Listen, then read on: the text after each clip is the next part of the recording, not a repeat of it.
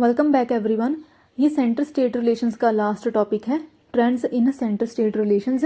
इसी से रिलेटेड हम कुछ कमीशंस एंड कमेटीज़ कवर करेंगे और Punchhi commission and Sarkaria commission, इन दोनों को मैं ट्रिक्स के साथ कवर करवाऊंगी क्योंकि ये दोनों इंपॉर्टेंट है बट ये लेंदी भी है, स्पेशली पुंछी कमीशन। तो ये जो दोनों कमीशन है हम ट्रिक्स के साथ कवर करेंगे।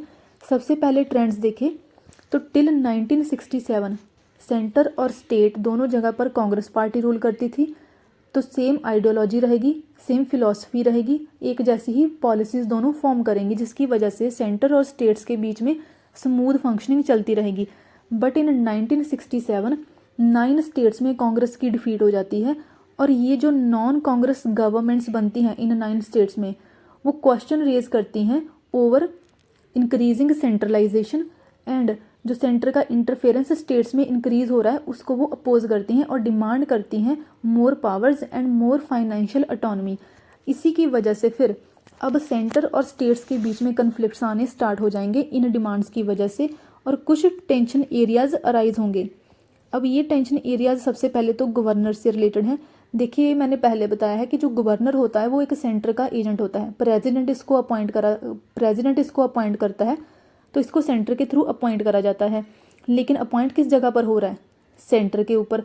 तो सबसे पहला इशू आया इसकी अपॉइंटमेंट और इसकी डिसमिसल से रिलेटेड, जो कि सेंटर के पास इसका कंट्रोल रहता था और इस गवर्नर के थ्रू ही जो सेंटर थी वो स्टेट्स के ऊपर एक तरह से कंट्रोल भी रख रही थी। तो पहला तो टेंशन एरिया आया ये गवर्नर से रिलेटेड।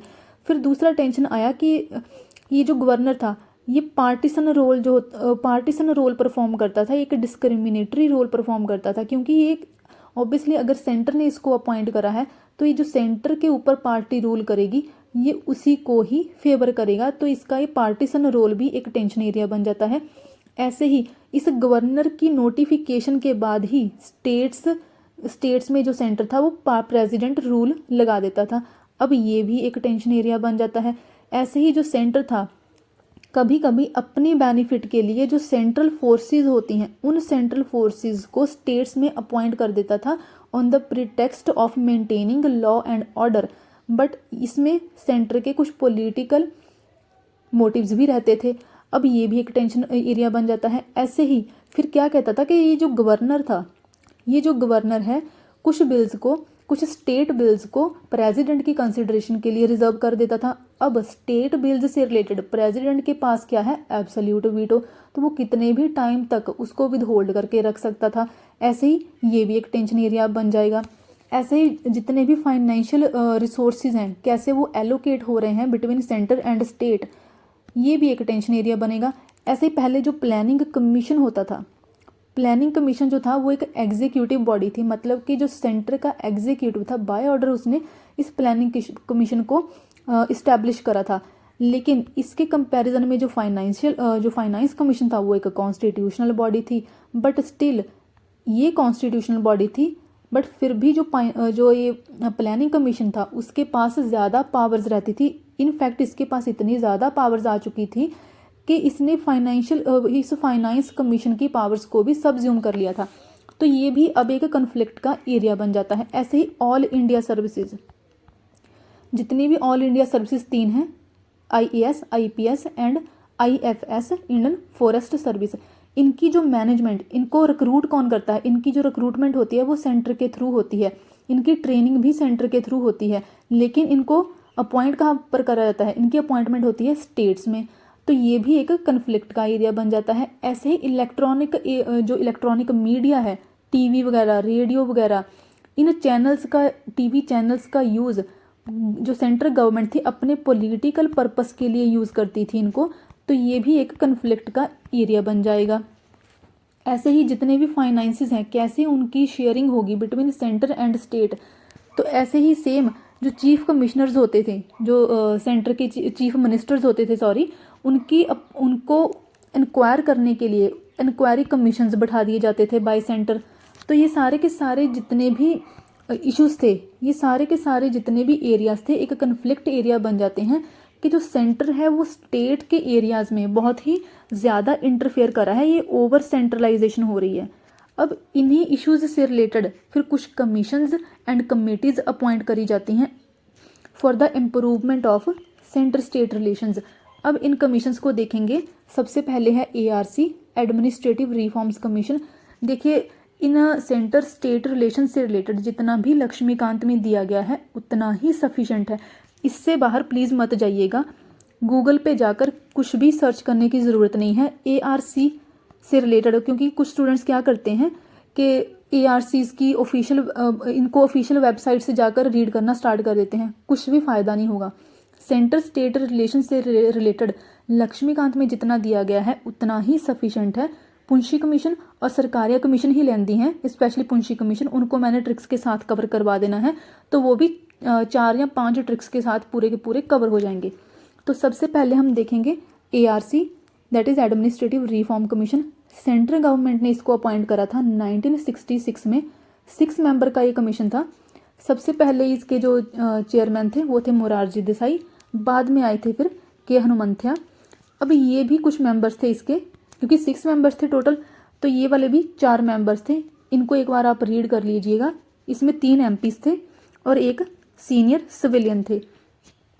अब इन सेंटर स्टेट रिलेशंस को थॉरली एग्जामिन करने के लिए, रिव्यू करने के लिए जो कि रिस्पॉन्सिबिलिटी दी थी सेंट्रल गवर्नमेंट ने, ARC खुद क्या करता है, एक स्टडी टीम अपॉइंट करता है। एक स्टडी टीम को कॉन्स्टिट्यूट करता है under the chairmanship of MC Setalvad. इस नेम को भी आपने याद रखना है। ARC के लिए ये 2 नेम इंपॉर्टेंट है, ऐसे ही एक ये नेम इंपॉर्टेंट है, बट इन नेम को आप एक बार बस रीड कर लेना। अब ये जो स्टडी टीम है ये रिपोर्ट देती है 1969 में। इसकी जो होती है रिकमेंडेशंस, 22 रिकमेंडेशंस होती हैं। लक्ष्मीकांत में हमने जितनी दी गई हैं हमने उतनी ही देखनी है। सबसे पहली और जो सबसे इम्पॉर्टेंट रिकमेंडेशन आती है वो इंटर स्टेट काउंसिल से ही रिलेटेड आती है। सरकारिया कमीशन भी सेम रिकमेंडेशन देता है। इसी सरकारिया कमीशन के बाद ही फिर इंटर स्टेट काउंसिल को इस्टेब्लिश भी करा जाता है। लेकिन सबसे पहले ये रिकमेंडेशन किसने दी थी? एडमिनिस्ट्रेटिव रिफॉर्म्स कमीशन ने अंडर आर्टिकल 263। अच्छा, ये जो इंटर स्टेट काउंसिल थी इसी से रिलेटेड हमने एडमिनिस्ट्रेटिव रिलेशंस में भी पढ़ा था कि अंडर आर्टिकल 263 ये बोला गया कि इंटर स्टेट काउंसिल को इस्टेब्लिश करा जाए। ऐसे ही नॉन पार्टीसन गवर्नर्स की अपॉइंटमेंट। देखिए, जो ये इश्यूज़ क्या बन रहे थे कि जो गवर्नर है वो बहुत एक सेंटर की जो पार्टी है, जो मेन पार्टी रूल कर रही है, उसी को ही ये सपोर्ट करता है, उसी के अकॉर्डिंग ही ये काम करता है। तो इस ARC ने क्या कहा कि ऐसे पर्सन को अपॉइंट करिए गवर्नर जो कि जिसको पब्लिक लाइफ का एक तो एक्सपीरियंस हो और दूसरा ये नॉन पार्टीसन मेंबर हो, इसका जो एटीट्यूड हो वो नॉन पार्टीसन हो, ये किसी पर्टिकुलर पार्टी को सपोर्ट ना करे। ऐसा मेंबर जो होगा, ऐसा इंसान जो होगा वो गवर्नर बनना चाहिए। दूसरी इसने बात करी थी delegation of powers to states, कि स्टेट्स को मैक्सिमम पावर्स दी जाएं अपने एडमिनिस्ट्रेटिव स्फीयर्स में। ऐसे ही स्टेट्स के पास अपने फाइनेंशियल रिसोर्सेज होने चाहिए ताकि वो सेंटर के ऊपर डिपेंड ना रह पाएँ। अपनी इस एडमिनिस्ट्रेशन को चलाने के लिए, गवर्नेंस को चलाने के लिए जो स्टेट्स हैं सेंटर के ऊपर डिपेंड ना रहें, उनके पास अपने फाइनेंशियल रिसोर्सेज होने चाहिए। ऐसे ही बात करी गई थी deployment of central armed forces की। आगे बढ़ने से पहले लाइक, शेयर एंड सब्सक्राइब करना मत भूलिएगा to keep my motivation level up, क्योंकि यहाँ पर मैं सारे जनरल स्टडीज़ के सब्जेक्ट्स ऐसे ही कवर करवाऊंगी एंड मोस्टली विद ट्रिक्स। तो आगे बढ़ते हैं। इस कमीशन ने बोला कि सेंट्रल आर्म्ड फोर्सेस को स्टेट्स की रिक्वेस्ट पर ही डिप्लॉय करना चाहिए, लेकिन इन्होंने साथ में अदरवाइज भी बोल दिया। अब अदरवाइज बोल दिया है तो इट मीन्स जो सेंटर होगा वो खुद भी डिप्लॉय कर पाएगा। लेकिन जितनी भी इस कमीशन ने रिकमेंडेशंस दी, एडमिनिस्ट्रेटिव रिफॉर्म्स कमीशन ने, उसके ऊपर सेंटर के द्वारा कोई भी एक्शन नहीं लिया गया। तो फिर आती है बाद में फिर राजमन्नार कमेटी। इसको तमिलनाडु गवर्नमेंट ने अपॉइंट करा था 1969 में। इसने रिपोर्ट दी थी अपनी 1971 में। 3 मेंबर्स थे इस कमेटी के और जिसके चेयरमैन थे PV राजमन्नार। ये 2 इसमें और मेंबर्स थे क्योंकि टोटल 3 मेंबर थे, लक्ष्मण स्वामी मुदलायर एंड 3rd मेंबर थे PC चंद्र रेड्डी। इसकी रिपोर्ट ने सबसे पहले तो रीजंस बताए कि कौन से रीजंस हैं जिसकी वजह से ओवर सेंट्रलाइजेशन हो रही है। हमने जितने भी पहले रिलेशंस स्टडी करे हैं, एडमिनिस्ट्रेटिव, फाइनेंशियल, लेजिस्लेटिव, हमने यही देखा कि अल्टीमेटली हमारी कंट्री में एक यूनिटरी बायस आ रहा है।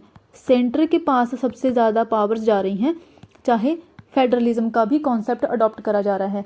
तो इस कमेटी ने बताया कि कौन से रीजंस हैं जिसकी वजह से ये सेंट्रलाइजिंग टेंडेंसी है। फिर बाद में इसने कुछ रिकमेंडेशंस भी दी। रीजंस कौन से बताएं? सबसे पहले तो खुद कॉन्स्टिट्यूशन ही रीज़न है, क्योंकि कॉन्स्टिट्यूशन में कुछ ऐसी प्रोविजंस हैं जिसकी वजह से सेंटर के पास स्पेशल पावर्स हैं। ऐसे ही वन पार्टी रूल, अब तो खैर ये अब भी है वन पार्टी रूल, लेकिन पूरी तरह से वन पार्टी रूल नहीं है।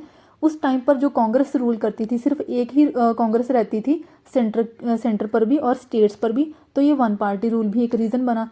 ऐसे ही जो स्टेट्स थी फाइनेंशियल स्फीयर में सेंटर के ऊपर डिपेंड रहती थी। अब अगर किसी भी जगह की गवर्नेंस चलानी है तो सबसे पहले क्या ज़रूरी होगा? मनी। और अगर मनी ही सेंटर से ली जा रही है तो डिपेंडेंस तो होगी ही, तो कहाँ ही वो अपने स्फीयर में इंडिपेंडेंटली काम कर पाएंगी स्टेट्स। ऐसे यहाँ पर प्लानिंग कमीशन की बात करी गई है। अब तो ये नहीं है, ये मैंने वैसे पहले ही बता दिया कि कैसे प्लानिंग कमीशन एक एग्जीक्यूटिव बॉडी थी, बट फाइनेंस कमीशन से ज़्यादा पावर जिसके पास थी। ऐसे ही इन्होंने फिर कुछ रिकमेंडेशंस भी दी इन सेंटर स्टेट रिलेशन से रिलेटेड। सबसे पहले इन्होंने भी सेम बात करी इंटर स्टेट काउंसिल की। देखिए ARC ने भी यही बात करी थी। ऐसे ही इस राजमनार कमेटी ने भी सबसे पहले इंटर स्टेट काउंसिल की ही बात करी। फिर ऐसे ही इन्होंने कहा कि जो फाइनेंस कमीशन है उसको एक परमानेंट बॉडी बनाया जाए, जो प्लानिंग कमीशन है उसको ख़त्म कर दिया जाए, उसको डिसबैंड कर दिया जाए और उसकी जगह पर एक स्टैट्यूटरी बॉडी बनाई जाए। अब जो स्टैट्यूटरी बॉडीज़ होती हैं ये बनती हैं पार्लियामेंट के एक्ट के थ्रू, और अगर पार्लियामेंट के एक्ट के थ्रू बनेंगी इट मीन्स यहाँ पर स्टेट्स का भी कुछ ना कुछ रोल्स होगा, स्टेट के भी यहाँ पर रोल होंगे। लेकिन जो प्लानिंग कमीशन था उसमें तो बस सेंटर के एक एग्जीक्यूटिव ऑर्डर से ही ये बन चुका था। तो यहाँ पर क्या बोला गया कि इसको रिप्लेस कर दिया जाए एक स्टैट्यूटरी बॉडी से। अब ये जो आर्टिकल्स हैं सारे के सारे प्रेसिडेंट रूल से रिलेटेड हैं। इनको हमने अलग से इमरजेंसी जब कवर करनी है वहाँ पर हमने डिटेल में देखना है कैसे ये सेंटर स्टेट रिलेशंस को इम्पैक्ट करते हैं, कैसे स्टेट्स की पावर जो होती हैं वो कर्टेल हो जाती हैं। तो यहाँ पर मैं इनको नहीं एक्सप्लेन करूँगी। क्या बोला गया कि जितने भी आर्टिकल्स हैं इस राजमनार कमेटी ने बोला कि इनको कम्प्लीटली ओमिट कर दिया जाए, इनको टोटली ख़त्म कर दिया जाए इन आर्टिकल्स को। ऐसे ही यहाँ पर बात करी गई फिर कि ये जो प्लेजर ऑफ गवर्नर है इस क्लॉज को भी हटा दिया जाए। गवर्नर क्या करता था कि अपने ही जो स्टेट की मिनिस्ट्री होती है, जितना भी स्टेट का काउंसिल ऑफ मिनिस्टर होता है वो गवर्नर की प्लेजर पर ही, मतलब कि गवर्नर की विल के ऊपर ही टिका होता है।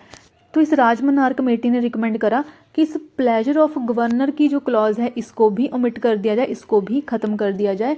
ऐसे ही इसमें बात करी थी कि यूनियन लिस्ट और कॉन्कुरेंट लिस्ट, इसने लिस्ट सिस्टम की बेसिकली बात करी कि यूनियन लिस्ट के कुछ सब्जेक्ट्स और ऐसे ही जो कॉन्कुरेंट लिस्ट के कुछ सब्जेक्ट्स हैं वो स्टेट लिस्ट में ट्रांसफ़र कर दिए जाएं। ऐसे ही जो रेजिडुअरी पावर है वो स्टेट्स को दे दी जाए और ऑल इंडिया सर्विसेज को भी ख़त्म कर दिया जाए। अब ऑब्वियसली इन ऐसी सारी रिकमेंडेशंस को सेंटर कभी नहीं मानेगा, तो इनको भी कम्प्लीटली इग्नोर कर दिया गया। फिर आता है आनंदपुर साहिब रेजोल्यूशन। देखिए ये जो आनंदपुर साहिब रेजोल्यूशन है ये पंजाब से रिलेटेड है, 1973 में आया था। अब इसको टोटली इग्नोर कर दिया जाएगा। क्यों इग्नोर करा जाएगा? क्योंकि इसने बोला यहाँ पर तो पहले तो ये इनका जो मोटिव था, एक तो पॉलिटिकल मोटिव रहता है इनका इस रेजोल्यूशन के थ्रू, और दूसरा मोटिव रहता है रिलीजियस डिमांड, रिलीजियस एक मोटिव रहता है। तो अगर ये पॉलिटिकल और रिलीजियस मोटिव्स हैं तो कहीं ना कहीं ये सेक्टरियन डिमांड करता है, ये सेक्टरियन डिमांड की बात करता है। अच्छा, इन्होंने डिमांड क्या रखी थी कि जो सेंटर है वो सिर्फ डिफेंस, ऐसे ही फॉरेन अफेयर्स और कम्युनिकेशन और करेंसी को ही हैंडल करे, बाकी जितने भी एरियाज़ हैं चाहे वो सारी की सारी रेजिडुअरी पावर्स हैं, इन कुछ एरियाज़ को छोड़कर बाकी की सारी जो पावर्स हों वो स्टेट्स को दे दी जाएं। तो एक तो इस रेजोल्यूशन से कम्युनल वायलेंस की टेंडेंसी भी आ रही थी, दूसरा ये डिवीजिव था, और ऐसे ही ये राइट्स को भी प्रमोट कर सकता था क्योंकि यहाँ पर एक रिलीजियस फैक्टर भी इन्वॉल्व था। इन्होंने क्या कर दिया कि सारी की सारी जितनी भी चीज़ें हैं सारी की सारी स्टेट को दे दी जाएं, सारी की सारी पावर्स स्टेट्स को दे दी जाएं, बस डिफेंस, फॉरेन अफेयर्स, कम्युनिकेशन और करेंसी को छोड़कर। तो इन सेक्शनिस्ट टेंडेंसीज को अवॉइड करने के लिए इनकी डिमांड्स को एक्सेप्ट नहीं करा गया। फिर बाद में आता है वेस्ट बंगाल मेमोरेंडम 1977 में। ये वेस्ट बंगाल में उस टाइम पर जो कम्युनिस्ट गवर्नमेंट थी उन्होंने ये एक मेमोरेंडम पब्लिश करा था जिसमें इन्होंने बोला कि जो यूनियन वर्ड है उसको फेडरल से रिप्लेस कर दिया जाए। अब देखिए ये भी नहीं हो पाएगा। ऐसे ही इन्होंने भी यही चीज़ बोली कि जो सेंटर की ज्यूरिसडिक्शन है बस वो एक तो डिफेंस में रहे, फॉरेन अफेयर्स में रहे, ऐसे ही करेंसी और कम्युनिकेशन में रहे और इकोनॉमिक कोऑर्डिनेशन में। बाकी सारे एरियाज़ की पावर किसको दे दी जाए? स्टेट्स को। ऐसे ही इन्होंने क्या बोला कि जो रेजिडुअरी सब्जेक्ट्स हैं उनकी पावर्स भी स्टेट्स के पास चली जाए, जो कि अब सेंटर के पास है। सेम इन्होंने बात करी थी प्रेसिडेंट रूल की और ऐसे ही फाइनेंशियल इमरजेंसी की, जिनके रिगार्डिंग इन्होंने बोला कि इनको ख़त्म कर दिया जाए। और इसमें इन्होंने बोला कि अगर स्टेट्स की रीऑर्गेनाइजेशन करनी है, स्टेट्स को न्यू वे में पॉलिटिकली उसको चेंज करना है, तो इन्होंने कहा कि उसमें स्टेट का कंसेंट भी इम्पॉर्टेंट होना चाहिए। बेसिकली ये बात कर रहा था आर्टिकल 3 की, कि अगर स्टेट्स का जो मैप है, पॉलिटिकल मैप चेंज करना है, स्टेट्स की रीऑर्गेनाइजेशन करनी है, तो उस केस में स्टेट का कंसेंट भी इम्पॉर्टेंट होना चाहिए। नेक्स्ट इन्होंने बोला कि जितने भी टोटल रेवेन्यू आएगा सेंटर के पास, उसमें से 75% जो शेयर होगा वो स्टेट्स के पास जाना चाहिए। ये तो नहीं हो पाएगा अब। ऐसे ही इन्होंने बोला कि राज्यसभा और लोकसभा की जो पावर्स हैं वो भी इक्वल हो जाएं। ये भी कहाँ ही हो पाएगा। ऐसे ही इन्होंने बोला कि सिर्फ सेंट्रल और स्टेट सर्विसेज ही नहीं, सेंट्रल और स्टेट सर्विसेज होनी चाहिए, जो ऑल इंडिया सर्विसेज हैं उनको ख़त्म कर दिया जाना चाहिए। तो ये रिकमेंडेशंस भी ऑब्वियसली सेंटर एक्सेप्ट नहीं करेगा। अब हमारे लिए आता है सबसे इम्पॉर्टेंट सरकारिया कमीशन। उसके बाद हम देखेंगे पुंछी कमीशन। सरकारिया कमीशन को सेंटर ने अपॉइंट करा था 1983 में। इसके चेयरमैन थे RS सरकारिया, जो कि एक सुप्रीम कोर्ट के जज थे। ये इनके 2 मेंबर्स थे, इनको भी आप याद रख लीजिएगा, B Sivaraman and SR Sen. इसने रिपोर्ट दी थी 1988 में। इनको क्या काम दिया गया था कि जो सेंटर और स्टेट की एग्जिस्टिंग अरेंजमेंट है, मतलब कि सारे स्फीयर्स में, लेजिस्लेटिव, एडमिनिस्ट्रेटिव या फिर फाइनेंशियल स्फीयर्स, इन सारे स्फीयर्स में जो सेंटर स्टेट की एग्जिस्टिंग अरेंजमेंट है, एग्जिस्टिंग कॉन्स्टिट्यूशनल अरेंजमेंट है, उसको ये रिव्यू करे, उसको ये एग्जामिन करें, और अगर कहीं पर चेंजेस की ज़रूरत पड़ती है उन चेंजेस को भी ये रिकमेंड करे। 1 ईयर का इसको टाइम दिया गया था, लेकिन 4 टाइम्स इस कमीशन को का जो टाइम था उसको एक्सटेंड कर दिया गया। तो इन्होंने रिपोर्ट फाइनली सबमिट करी थी फिर 1988 में। इस रिपोर्ट में इन्होंने पहले तो बोला कि किसी भी स्ट्रक्चरल चेंज की ज़रूरत नहीं है। स्ट्रक्चरल चेंज का मतलब कि जैसी अरेंजमेंट्स हमारे कॉन्स्टिट्यूशन में ऑलरेडी आर्टिकल्स के थ्रू दी गई हैं, उनको चेंज करने की, उनको अमेंड करने की कोई भी ज़रूरत नहीं है। वो वैसी की वैसी ही रहनी चाहिए। बट अगर चेंजेस लाया जाना चाहिए तो वो फंक्शनल एंड ऑपरेशनल एस्पेक्ट में लेके आना चाहिए। अब इसको क्या से समझ सकते हैं कि देखिए, फॉर एग्जांपल से जो इंटर स्टेट काउंसिल है उसको आर्टिकल 263 में बोला गया है कि इस्टेब्लिश करा जाए। ये एक स्ट्रक्चर की बात करी गई है कि हमारे कॉन्स्टिट्यूशन में ये अरेंजमेंट रखी गई है कि इसको इस्टेब्लिश करा जाना चाहिए, बट उस टाइम पर इसको इस्टेब्लिश नहीं करा गया था। अब सेंटर की हेल्प से इसको इस्टेब्लिश करा गया। सेंटर और स्टेट इसकी इस्टेब्लिशमेंट के बाद मिलकर दोनों इसी से रिलेटेड कैसे फंक्शन करते हैं, कैसे ऑपरेट करते हैं, कि कैसे कुछ एरियाज़ के ऊपर सेंटर ऑपरेट करेगा और कुछ एरियाज़ के ऊपर स्टेट्स ऑपरेट करेगी, मतलब ये मिलकर काम करेंगी। यहाँ पर बात करी गई है बेसिकली फेडरलिज्म की भी। देखिए, फंक्शनल चेंजेस के लिए इन्होंने बोला कि एक फेडरलिज्म ही एक वे हो सकता है कि कुछ चीज़ों को ऑपरेट करने की रिस्पॉन्सिबिलिटी स्टेट्स को दे दी जाए और कुछ चीज़ों की जो रिस्पॉन्सिबिलिटी है वो सेंटर के पास रहे। लेकिन स्ट्रक्चर में कोई चेंज नहीं आया, स्ट्रक्चर वैसी की वैसी ही है।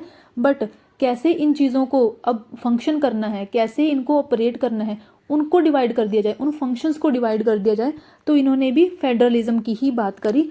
बट इन्होंने साथ में ये भी कह दिया कि जो स्ट्रॉन्ग सेंटर है उस चीज़ को हटाने की ज़रूरत नहीं है।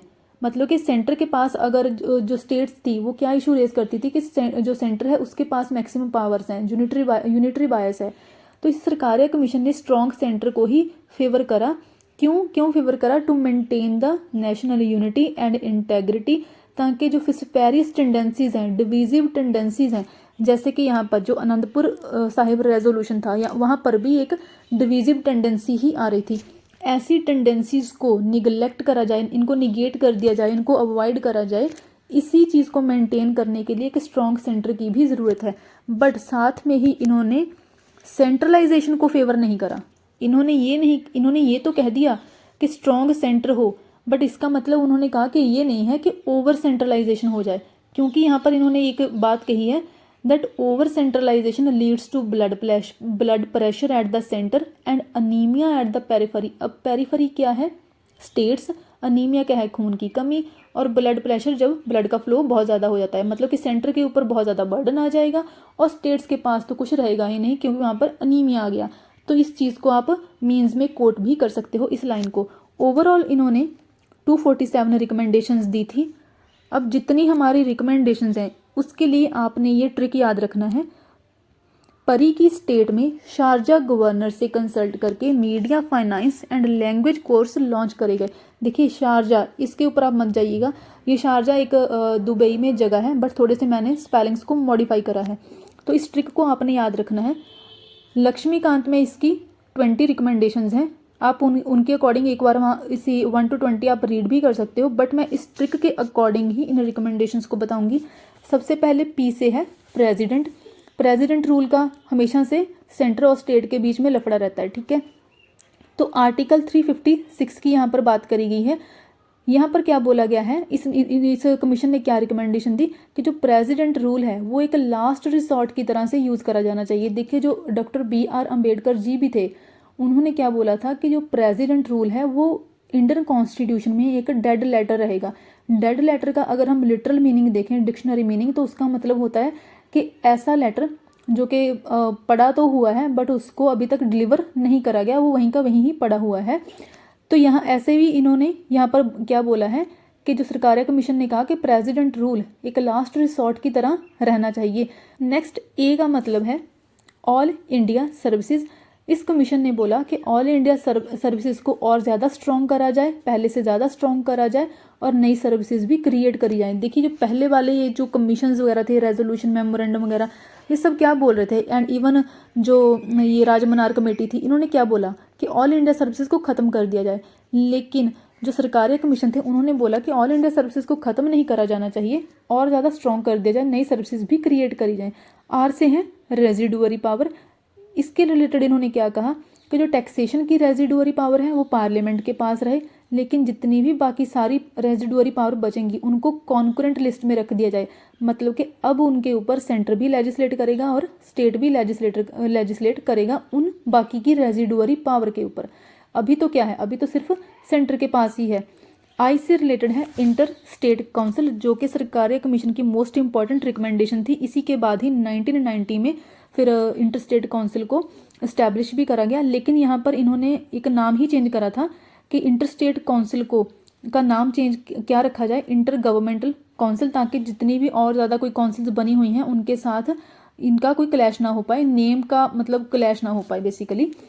अब ये तो परी का पूरा कंप्लीट हो गया। की स्टेट, यहाँ पर बात करी गई है स्टेट से, आपने याद रखना है स्टेट बिल्स।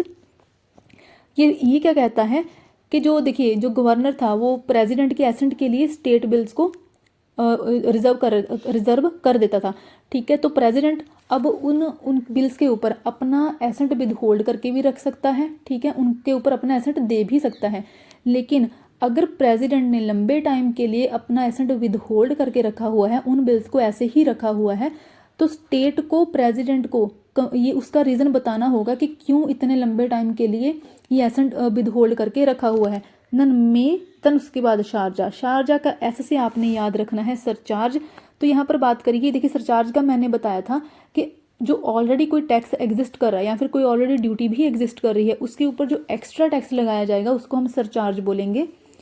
तो यहाँ पर बात करी गई है इनकम टैक्स की, कि इनकम टैक्स के ऊपर जो सेंटर सरचार्ज लगाएगा, पहले तो वो नहीं लगाएगा, अगर लगाएगा भी तो वो किसी स्पेसिफिक पर्पस के लिए होगा और लिमिटेड पीरियड के लिए होगा, मतलब कि इंडेफिनिट पीरियड के लिए ये सरचार्ज नहीं लगाया जाएगा। ए से आपने याद रखना है आर्म्ड फोर्सेस को।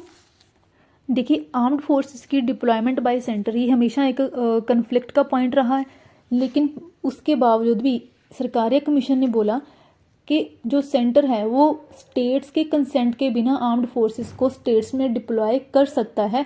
बट साथ में इन्होंने ये भी बोल दिया कि इट इज़ डिज़ायरेबल कि जो स्टेट्स हैं उनको कंसल्ट करा जाए। ये एक डिज़ायरेबल चीज़ बोल देगी, बट ये कंपल्सरी चीज़ उन्होंने नहीं बोली। आर से आपने याद रखना है रीनेम। यहाँ पर एक बॉडी दी गई है नेशनल डेवलपमेंट काउंसिल, जिसको इन्होंने बोला कि रीनेम करके कर दिया जाए national economic and development council. Z से आपने याद रखना है जोनल काउंसिल। यहाँ पर बात करी गई है जोनल काउंसिल की, जिसको हमने बाद में अलग नेक्स्ट चैप्टर में पढ़ना भी है। इन्होंने क्या कहा कि जोनल काउंसिल को अफ्रेश कॉन्स्टिट्यूट करा जाए, मतलब कि फिर से न्यू वे में इसको कॉन्स्टिट्यूट करा जाए to promote the spirit of federalism. जी से आप इस गवर्नर से सिंपल आपने गवर्नर का याद रखना है। गवर्नर से रिलेटेड 3 चीज़ों को हमने यहाँ पर कवर करना है। पहला अपॉइंटमेंट, देन रिलेटेड है काउंसिल ऑफ मिनिस्टर से, देन इसकी टर्म। सबसे पहले बात करी गई है अपॉइंटमेंट ऑफ स्टेट गवर्नर की। सरकारिया कमीशन ने क्या बोला कि जो चीफ कमिश्नर को कंसल्ट करने का प्रोसीजर है regarding the appointment of state governor, उस प्रोसीजर को कॉन्स्टिट्यूशन में प्रेस्क्राइब करा जाना चाहिए। दूसरी यहाँ पर बात करी गई है काउंसिल ऑफ मिनिस्टर्स से रिलेटेड। यहाँ पर क्या बोला, इस कमीशन ने क्या बोला कि जो स्टेट का गवर्नर होगा वो काउंसिल ऑफ मिनिस्टर को तब तक डिसमिस नहीं करेगा जब तक इस काउंसिल ऑफ मिनिस्टर की लेजिस्लेटिव असेंबली में मेजॉरिटी है। जब तक इसके पास मेजॉरिटी है स्टेट लेजिस्लेटिव असेंबली में, तब तक गवर्नर इनको डिसमिस नहीं करेगा।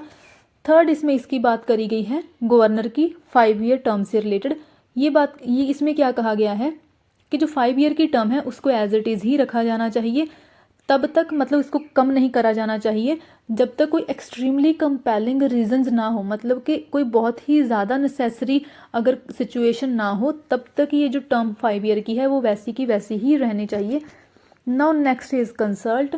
कंसल्ट से आपने याद रखना है कॉन्करेंट लिस्ट से कंसल्ट करने की, कॉन्करेंट लिस्ट में जितने भी सब्जेक्ट्स हैं उनके ऊपर स्टेट को कंसल्ट करने की इसमें बात करी गई है कि जो सेंटर होगा उसने अगर कॉन्करेंट लिस्ट के ऊपर कोई लॉ बनाना है तो उसके लिए वो स्टेट्स को भी कंसल्ट करेगा। नो एम से आपने, और जो मीडिया वर्ड है इससे आपने 2 चीज़ें याद रखनी है। एम से पहले तो आपने मिनिस्टर याद रखना है, देन उसके बाद मीडिया से आपने रेडियो और टेलीविज़न, देखिए ये मीडिया ही होते हैं ना, तो ऐसे आपको थोड़ा सा ना इसको चीज़ों को रिलेट करना होगा। एम से पहले क्या आ गया, मिनिस्टर। यहाँ पर इस कमीशन ने क्या बोला कि स्टेट मिनिस्टर के अगेंस्ट कोई भी इंक्वायरी कमीशन जो होगा वो सेटअप नहीं करा जाएगा जब तक पार्लियामेंट उससे रिलेटेड कोई स्पेसिफिक डिमांड ना करे।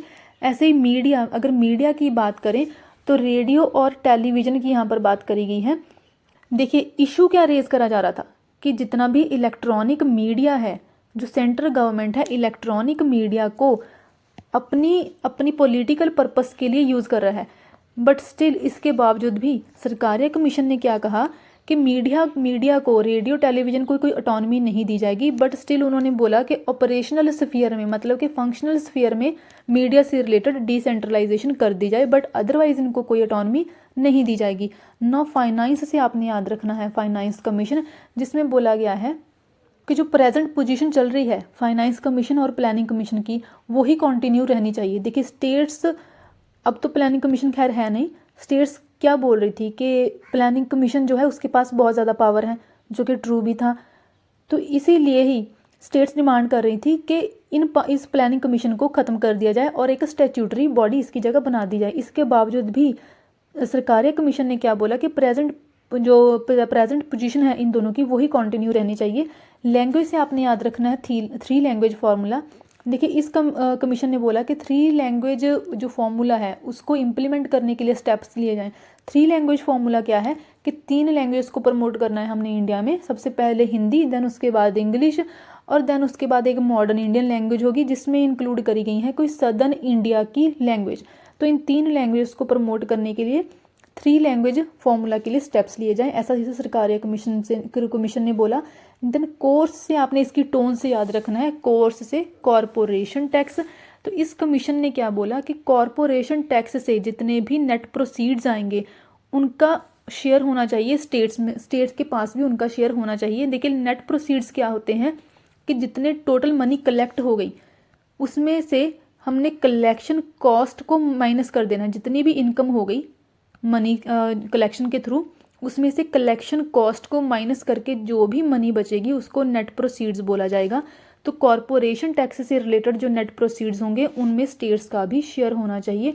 लॉन्च से आपने याद रखना है एल से लिंग्विस्टिक माइनॉरिटी, यहाँ पर बात करी गई है कि एक लिंग्विस्टिक माइनॉरिटीज़ के लिए भी कमीशन होना चाहिए। देन प्लस एक आपने राज्यसभा का याद रख लेना है कि राज्यसभा के रोल में और राज्यसभा और जो सेंटर की पावर है उनमें कोई चेंज नहीं होना चाहिए। देखिए ये वाला जो वेस्ट बंगाल मेमोरेंडम था, उन्होंने क्या बोला था कि राज्यसभा और लोकसभा की पावर्स को इक्वल कर देना चाहिए, लेकिन सरकारिया कमीशन ने क्या बोला कि राज्यसभा और लोकसभा मतलब कि सेंटर को ही आप इससे जोड़ लीजिए कि राज्यसभा और जो सेंटर्स की पावर हैं टू ऑर्गेनाइज द स्टेट्स, उनमें कोई चेंज नहीं आना चाहिए। Next is Punchhi commission. इनको भी हम ट्रिक्स के साथ ही कवर करेंगे।